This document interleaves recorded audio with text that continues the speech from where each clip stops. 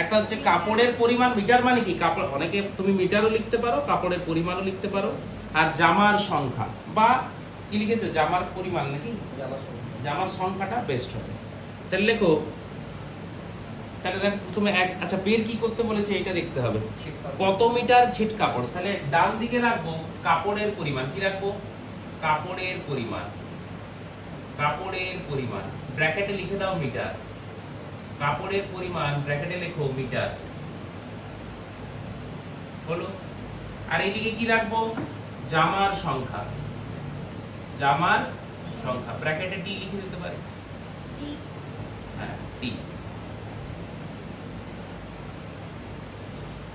এবার প্রথম ডেটা কি দিয়েছে 20 মিটার ছিট আছে, 4টি জামা তৈরি হয়ে গেছে, লিখে দাও 4টি জামা তৈরি হয়ে গেছে, 20 মিটার ছিট ছিল, ঠিক।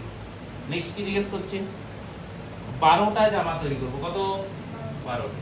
তাহলে এখানে স্বাভাবিকভাবে বুঝতে পারছি যে যদি বেশি জামা তৈরি করতে হয় তাহলে ছিট তো ভাই বেশি লাগবে, হ্যাঁ কি না?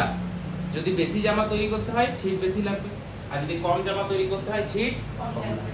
তাহলে লেখো জামার সংখ্যা বাড়লে ছিট বেশি লাগবে, পুরোটা লিখবে জামার সংখ্যা বাড়লে।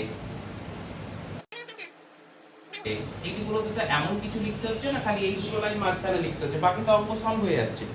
তো এইগুলোতে আমরা দুটো রাশি যেহেতু আছে এইগুলোকে আমরা লিখে নেবো, ঠিক।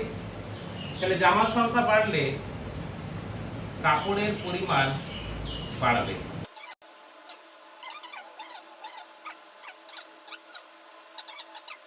এটি সরল সম্পর্কে আছে, তাই তো?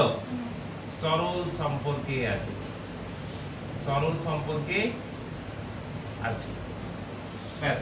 সরল সম্পর্কে কেমন ভাবে সাজাবো, দুটো যেরকম আছে সেরকম, মানে এই দিকটাও প্রথম থেকে সাজাবো, এই দিকটাও প্রথম থেকে সাজাবো, তাই তো? এই অ্যারোগুলো কিন্তু পরীক্ষায় দিয়ে দিস না আবার।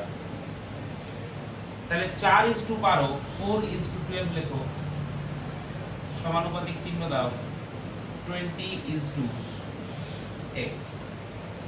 এরপর আমরা জানি কি লিখতে হবে, প্রথমের সঙ্গে শেষের গুণ আর মাঝখানের দুটো গুণ।